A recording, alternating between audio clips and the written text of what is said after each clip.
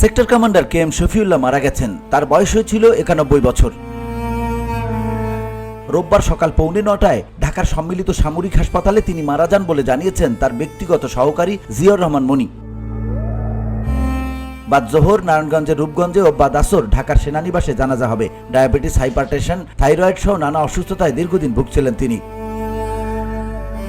1934 সালে রূপগঞ্জে জন্ম নেওয়া শফিউল্লাহ 71-এর মুক্তিযুদ্ধের 3 নম্বর সেক্টরের কমান্ডার ও পরে এসফোর্সের নেতৃত্ব দেন। স্বাধীনতার পরে 1972 থেকে 1975 পর্যন্ত সেনাপ্রধানের দায়িত্ব পালন করেন এবং পরে রাষ্ট্রদূত হিসেবে বিভিন্ন দেশে কাজ করেন।